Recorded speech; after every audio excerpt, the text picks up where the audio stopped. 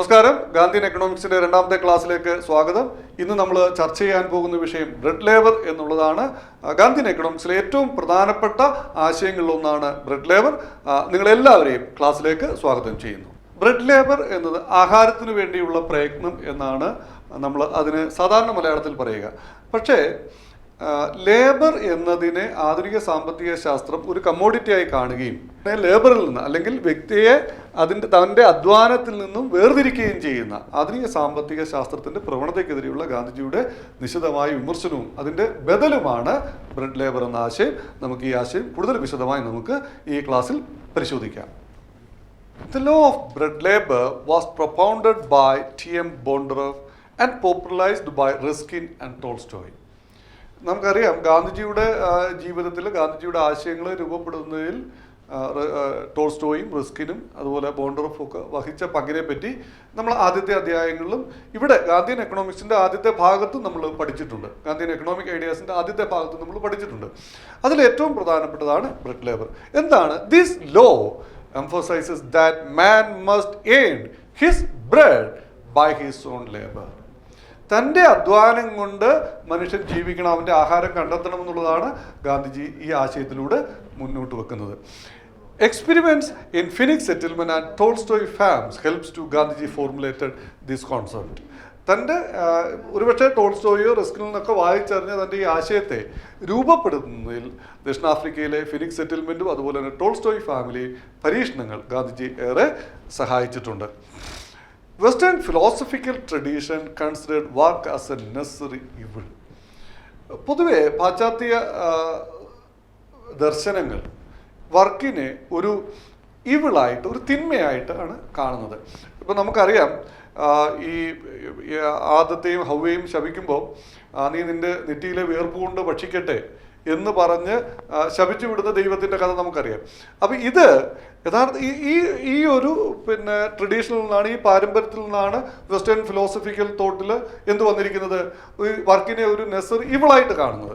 എന്നാൽ these views support the idea that work is to be seen and experienced as purely instrumental activity devoid of intrinsic satisfaction. അപ്പോൾ ഇങ്ങനെ ഒരു ദർശനം, അപ്പോൾ വർക്കിനെ നെസസറി ഇവിളായി കാണുമ്പോൾ എന്താ സംഭവിക്കുക? വർക്ക് എന്ന് പറയുന്നത് നമ്മളിൽ നിന്ന് വേർതിട്ട് നിൽക്കുന്ന ഒന്ന്, അത് പ്യുവർലി ഇൻസ്ട്രുമെൻ്റലാണ്.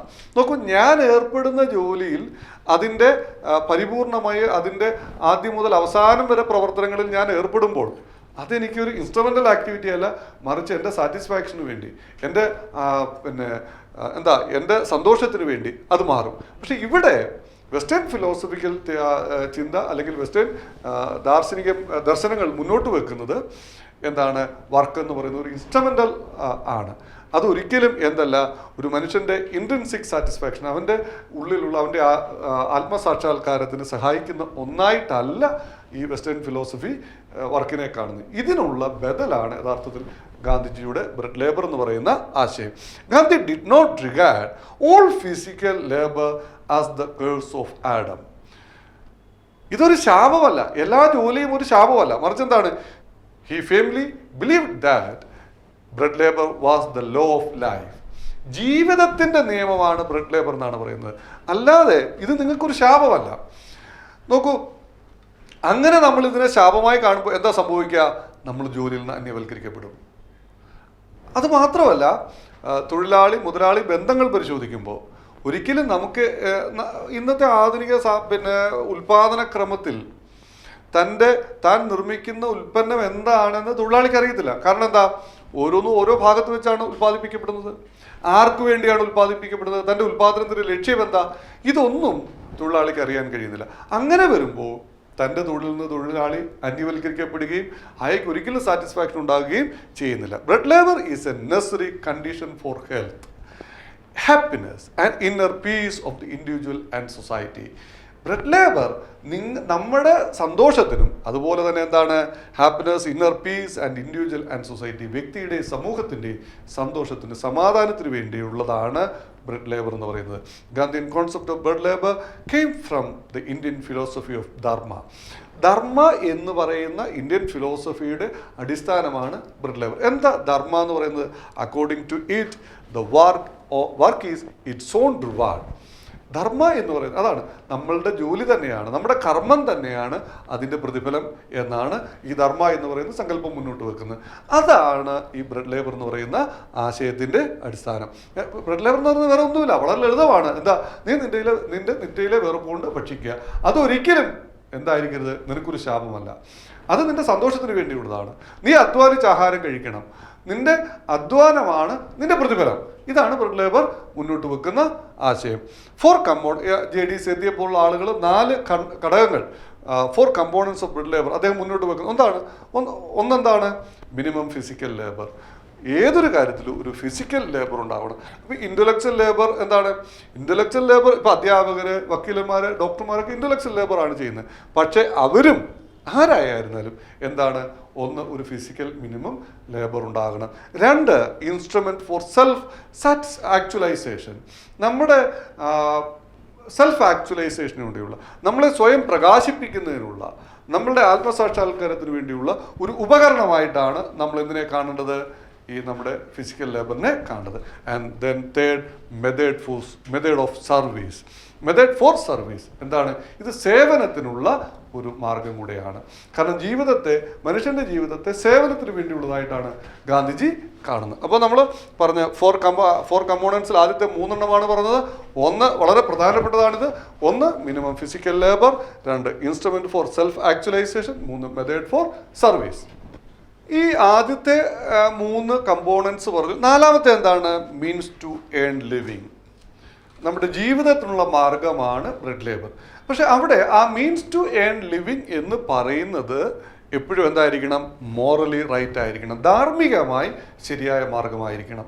ഈ 3 കമ്പോണൻസ് ആണ് ബ്രെഡ് ലേബർ എന്ന് പറയുന്ന ആശയത്തിൽ ഗാന്ധിജി മുന്നോട്ട് വെക്കുന്നത്. ഇനി Gandhiji's ideas of bread labour is to uphold the dignity of work. തൊഴിലിൻ്റെ മാഹാത്മ്യത്തെ, തൊഴിലിൻ്റെ അന്തസ്സിനെ ഉയർത്തുകയാണ് ബ്രെഡ് ലേബർ എന്ന് പറയുന്നത്. നോക്കൂ, ബുദ്ധിപരമായി പണിയെടുക്കുന്നവരും അല്ലാത്തവരും എല്ലാം ഫിസിക്കൽ ലേബർ ചെയ്യണമെന്ന് പറയുമ്പോൾ ഒരിക്കലും ഈ വൈറ്റ് കോളർ ജോബ് എന്നുള്ളതോ അല്ലെങ്കിൽ ചില ജോലികൾ ഉയർന്നതാണെന്നോ മറ്റു ചില ജോലികൾ താഴ്ന്നതാണെന്നുള്ള വ്യത്യാസം ഇല്ലാതാകും.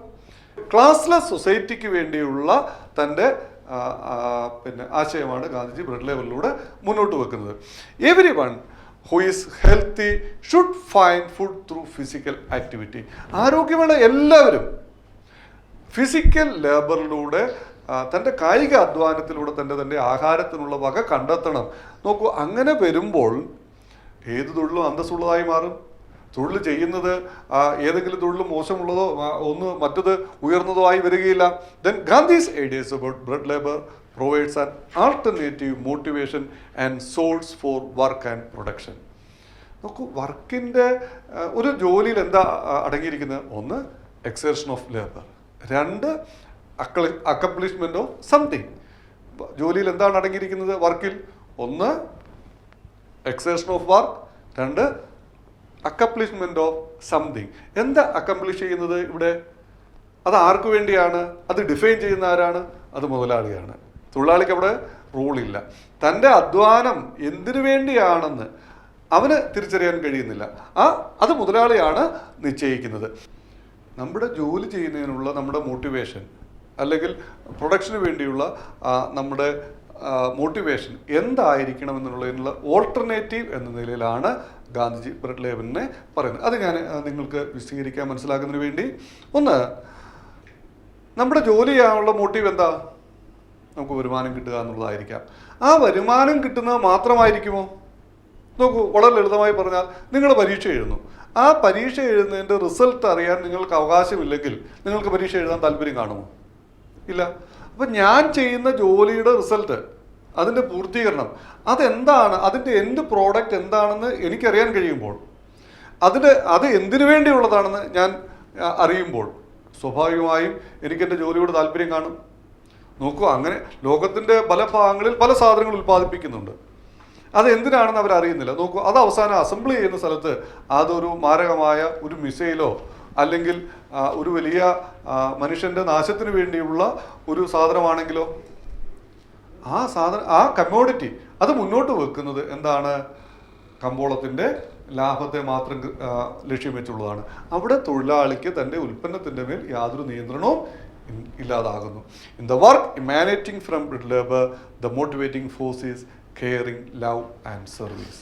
അവിടെയാണ് ബ്രെഡ് ലേബർ, നിന്റെ ആഹാരത്തിന് വേണ്ടിയുള്ള പ്രയത്നം എന്ന് പറയുമ്പോൾ അത് മുന്നോട്ട് വെക്കുന്നത് എന്താണ്? Love, caring and service. അതേ പറ്റൂ. അപ്പോൾ നിങ്ങൾ നമ്മുടെ കമ്പോളത്തിൻ്റെ ആയുധ മത്സരം നിൽക്കും, ആയുധ ഉൽപാദനം നിൽക്കും. കാരണം അവിടെ അത് പ്രൊഡ്യൂസ് ചെയ്യുന്നത് ത്രെട്ടാണ്, ഭീഷണിയാണ്, മനുഷ്യൻ്റെ നിത്യോപയോഗത്തിന് വേണ്ടിയുള്ളതല്ല.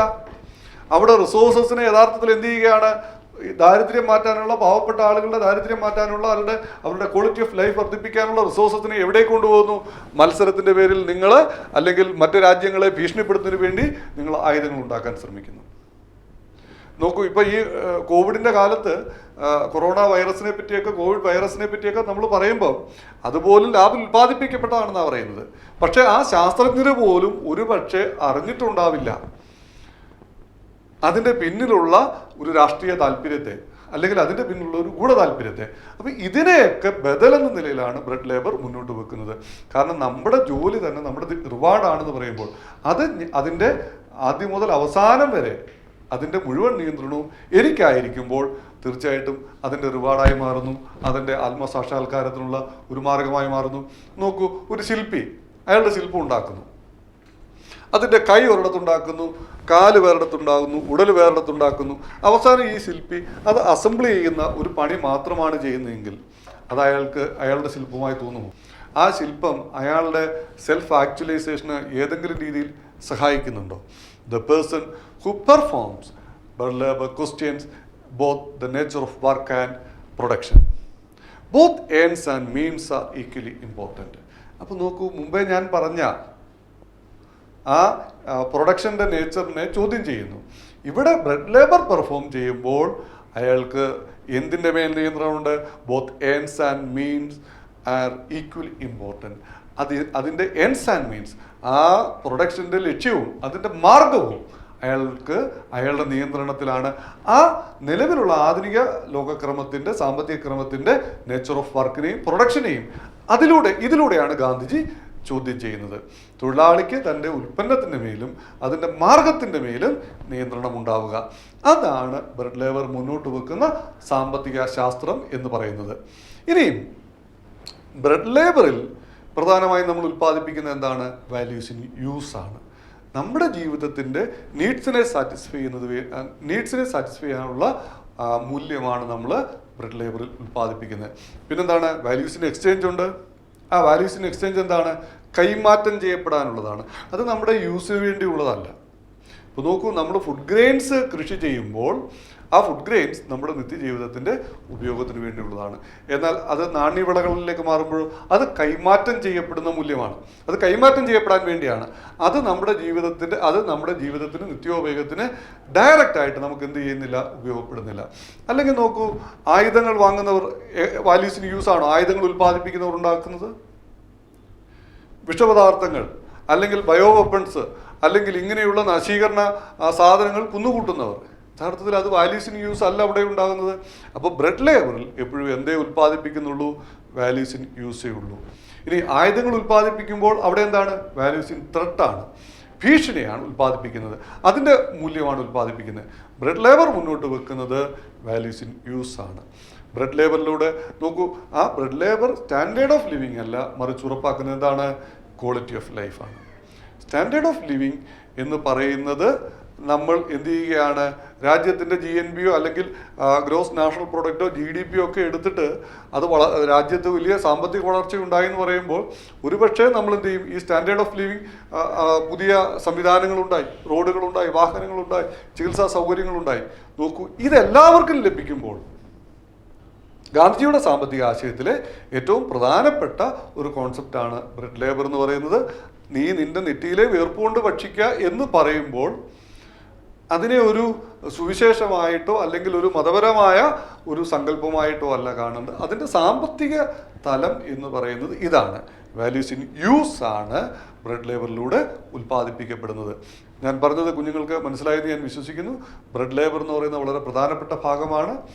തീർച്ചയായിട്ടും ഈ ഭാഗത്തു നിന്ന് സ്ഥിരമായ എല്ലാ വർഷങ്ങളിലും ചോദ്യങ്ങൾ ഉണ്ടാകാറുണ്ട്.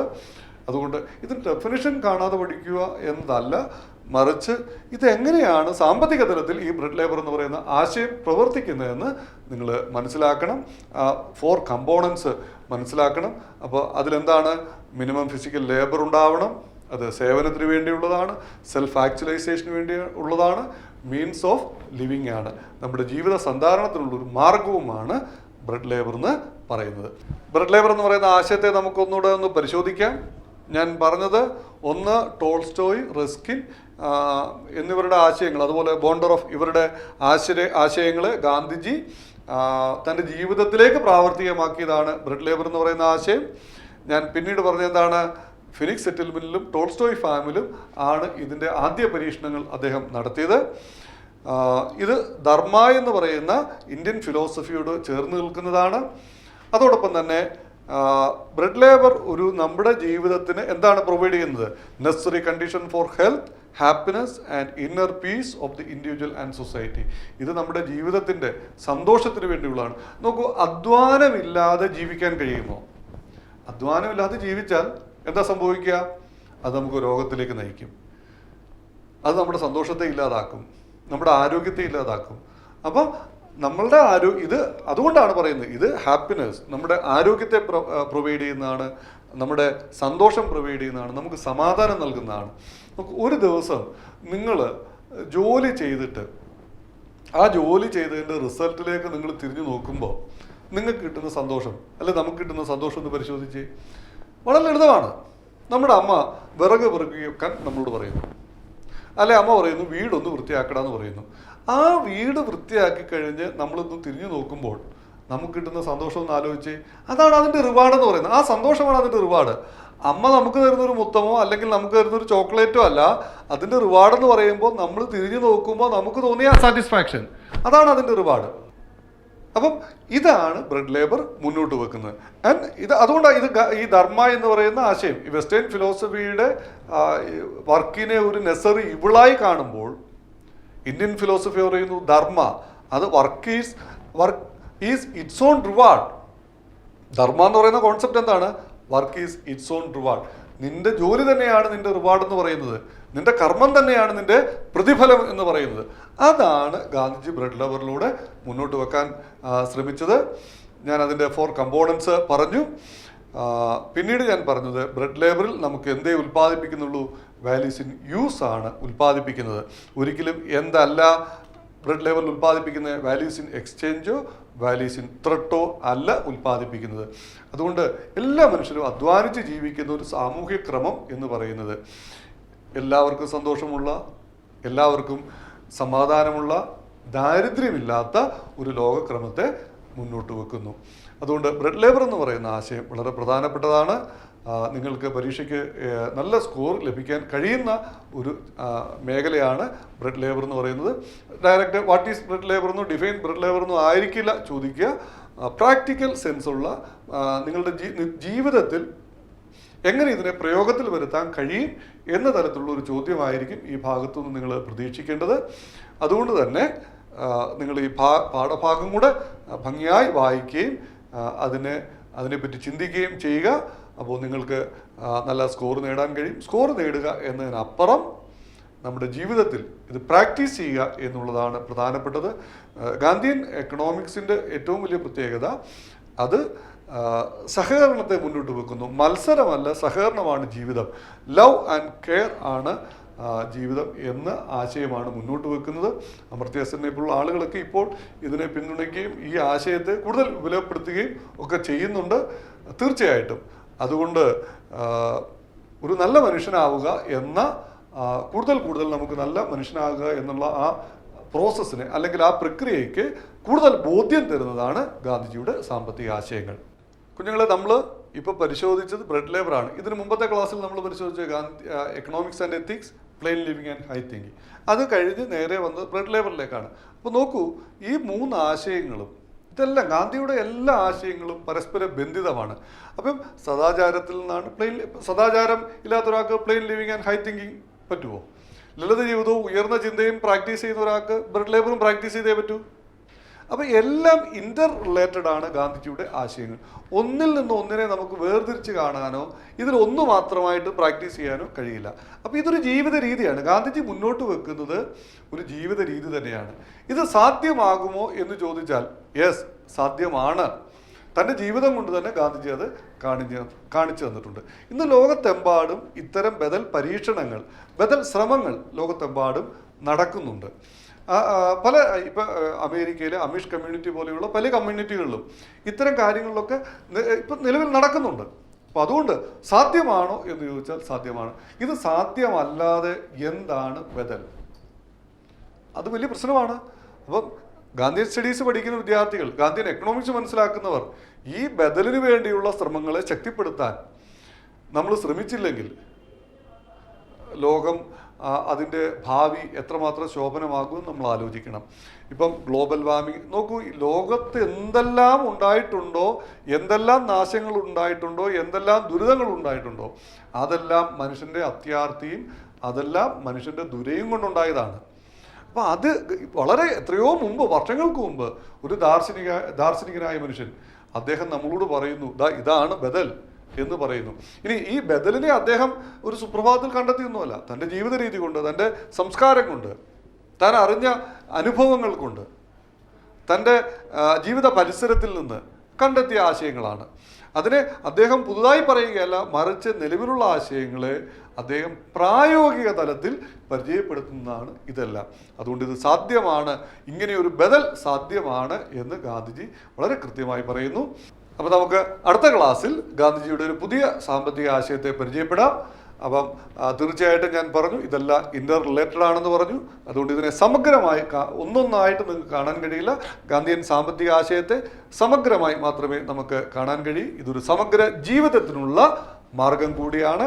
ഞാൻ ക്ലാസ് അവസാനിപ്പിക്കും. നമുക്ക് അടുത്ത ദിവസം വീണ്ടും ഒരു പുതിയ ഗാന്ധിയൻ സാമ്പത്തിക ആശയവുമായി പരിചയപ്പെടാം.